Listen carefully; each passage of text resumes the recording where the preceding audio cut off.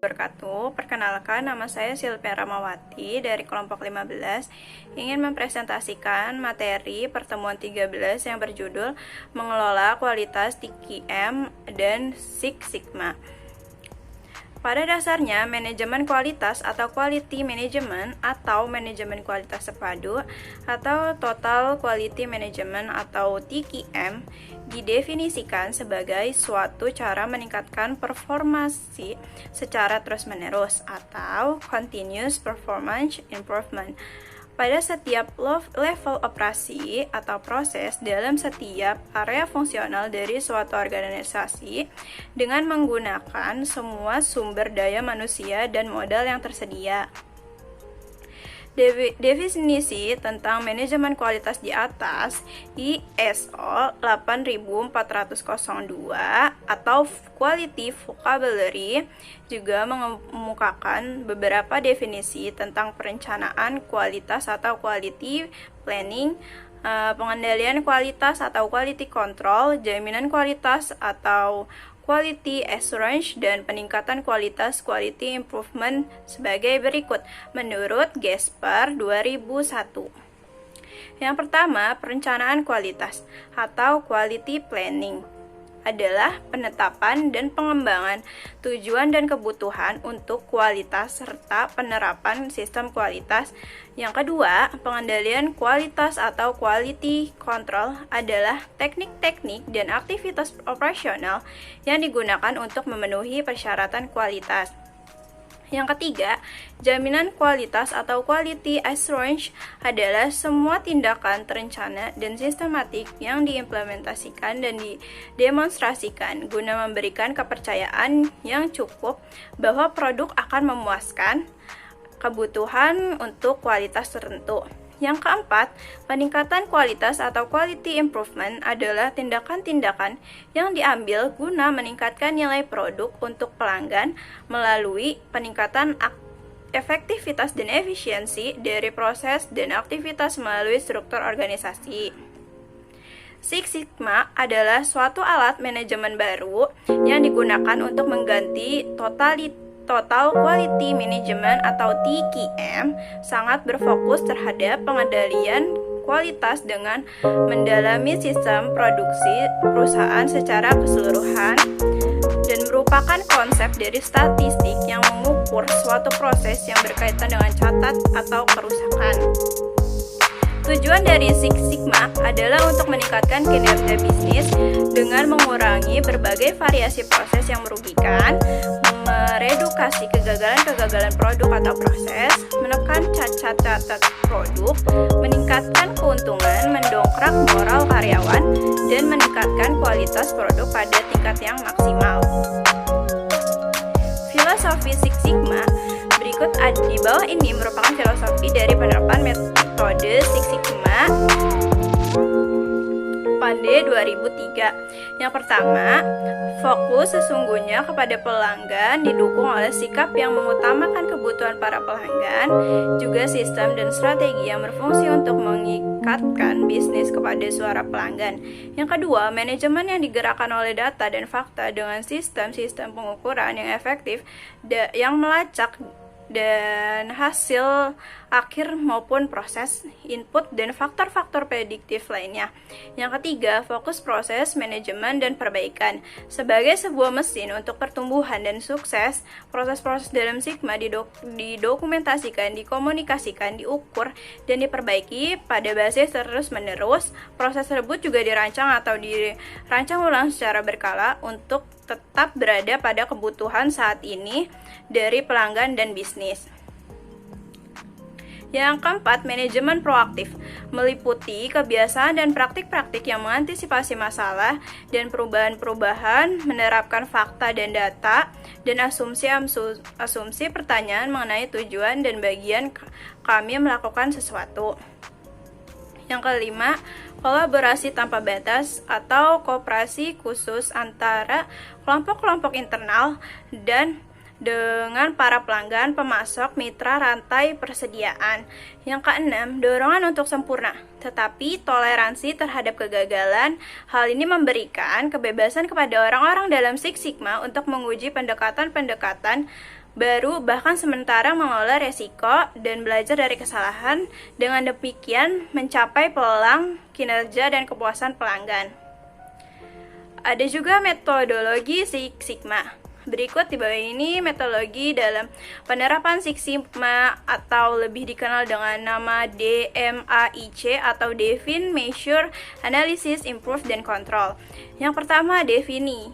Define merupakan langkah operasional pertama dalam program peningkatan atau kualitas Six Sigma, yaitu mendefinisikan tindakan-tindakan atau action plan yang harus dilakukan untuk melaksanakan peningkatan dari setiap tahap proses bisnis kunci itu.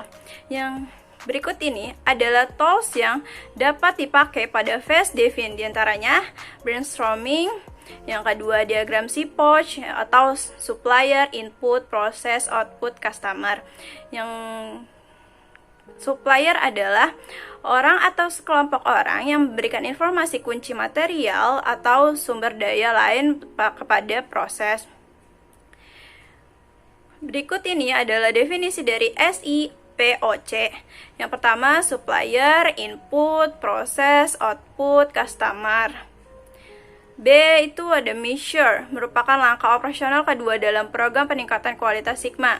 Dia terdapat 3 hal pokok yang harus dilakukan. Yang pertama, memilih atau menentukan karakteristik kualitas CTQ, kunci yang berhubungan langsung dengan kebutuhan spesifik dari pelanggan.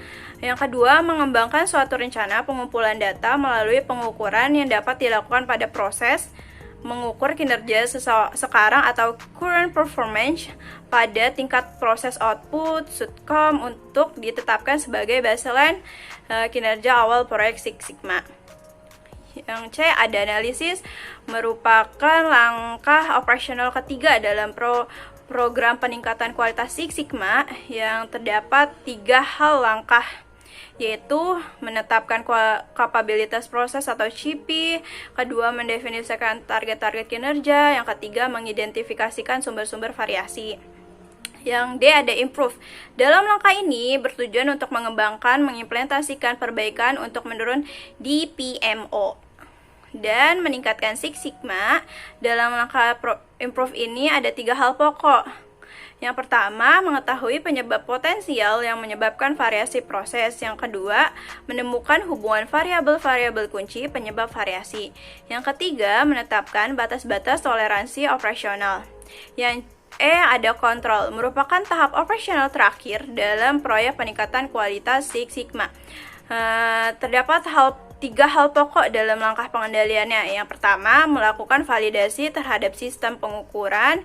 Yang kedua, menentukan kapabilitas proses yang telah tercapai sekarang. Yang ketiga, menerapkan rencana-rencana pengendalian proses. Istilah-istilah dalam Six Sigma. Maka perlu diperpahami beberapa istilah berikut yang berkaitan dengan metode Six Sigma itu sendiri. Yang pertama ada CTQ atau Critical to Quality, atribut-atribut yang sangat penting untuk diperhatikan karena berkaitan langsung dengan kebutuhan dan kepuasan pelanggan. Yang kedua ada variasi atau variation. Variasi merupakan apa yang pelanggan lihat dan rasakan dalam proses transaksi antara pemasok dan pelanggan tersebut. Yang ketiga ada cacat atau defect, kegagalan suatu proses untuk memberikan apa yang diinginkan oleh pelanggan dengan ukuran sesuai dengan spesifikasinya. Yang keempat ada DPMO atau defect per million opportunity, ukuran kegagalan dalam Six Sigma yang menunjukkan kegagalan per sejuta kesempatan. Definisi TQM, Total Quality Management, merupakan suatu pendekatan manajemen yang berkembang dari Amerika Serikat, dipelopori oleh pakar kualitas Deming, Juran, dan Crosby dari tahun 1950 dan lebih populer sejak tahun 1980-an. Diimplementasikan secara luas untuk meningkatkan daya saing perusahaan. Totality Quality Management atau TQM merupakan suatu pendekatan yang berorientasi pada pelanggan dengan memperkenalkan perubahan manajemen secara sistematik dan perbaikan terus-menerus terhadap proses produk dan pelayanan suatu organisasi. Dari definisi TKM tadi, terdapat 3 kunci utama dalam pelaksanaan TKM, yaitu yang pertama, continuous improvement atau perbaikan terus-menerus. Dari definisi TKM tersebut ada 3 kunci utama dalam pelaksanaan TKM, yaitu yang pertama continuous improvement atau perbaikan terus-menerus, yang kedua keterlibatan seluruh anggota dalam organisasi, yang ketiga kepuasan pelanggan atau usaha untuk memenuhi atau bahkan melebihi ekspektasi dari pelanggan. Karakteristik TKM. Kehadiran TKM sebagai paradigma baru menuntut komitmen jangka panjang dan perubahan total atas paradigma manajemen tradisional. Secara sederhana, paradigma dapat diartikan secara pandang atau cara berpikir. Secara umum, menurut Chip Tono 1995, karakteristik TKM adalah sebagai berikut. Yang pertama, fokus pada pelanggan. Yang kedua, obsesi terhadap kualitas. Yang ketiga, pendekatan ilmiah. Yang keempat, komitmen jangka panjang. Yang kelima, kerja sama tim atau teamwork. Yang keenam, perbaikan sistem secara berkesinambungan. Yang ketujuh, pendidikan dan pelatihan. Yang kedelapan, kebebasan yang terkendali. Yang kesembilan, kesatuan tujuan. Yang ke-10 adanya keterlibatan dan pemberdayaan karyawan. Metode TKM. Pengendalian kualitas harus dilakukan memenuhi proses yang terus-menerus dan berkesinambungan. Proses pengendalian kualitas tersebut dapat dilakukan salah satunya dengan melalui penerapan PDCA atau Plan, Do, Check, Action yang diperkenalkan oleh Dr. Anders W. Edward Deming, seorang pakar kualitas ternama berkebangsaan Amerika Serikat, sehingga siklus ini disebut dengan siklus Deming atau Deming Cycle atau Deming Well. Berikut adalah gambarnya. Yang pertama itu ada action atau aksi, yaitu ambil tindakan, koreksi, perbaikan atas penyimpangan yang ada, susun rencana baru. Yang kedua ada cek, periksa atau periksa hasil pekerjaan apakah telah sesuai dengan rencana. Yang ketiga ada plan, rencana, buatlah perencanaan yang baik sesuai dalam sebelum mulai pekerjaan. Yang keempat ada do, kerja atau laksanakan pekerjaan tindakan sesuai dengan rencana yang telah disusun. Teknik PDCE atau Plan, Do, Check, Action merupakan suatu metode untuk melakukan perbaikan secara kontinu. Siklus PDCA memberikan tahapan proses pemecahan masalah yang terukur dan akurat. Siklus PDCA ini efektif untuk yang pertama, membantu penerapan Kaizen atau proses perbaikan secara terus-menerus. Yang kedua, ada mengidentifikasikan solusi-solusi baru untuk meningkatkan proses berulang secara signifikan, membuka cakrawala yang lebih luas akan solusi masalah yang ada. Yang keempat ada menghindari pemborosan sumber daya secara luas. Dalam kegiatan memecahkan suatu masalah dan mencari upaya perbaikan, ada 8 langkah atau tahapan, yaitu yang pertama plan. Tahapan dan langkahnya ada menemukan masalah atau persoalan. Yang kedua, mencari penyebab terjadinya persoalan. Yang ketiga, mencari faktor yang paling berpengaruh terhadap persoalan. Yang keempat, menemukan tindakan penanggulangan. Yang kedua ada do. Do itu tahapan melaksanakan sepenuhnya rencana tindakan penanggulangan. Yang ketiga ada cek. Cek itu memeriksa hasil pelaksanaan penanggulangan. Yang keempat ada action. Action di sini itu langkah mencegah timbulnya persoalan yang sama dan menyelesaikan persoalan lain yang belum terselesaikan.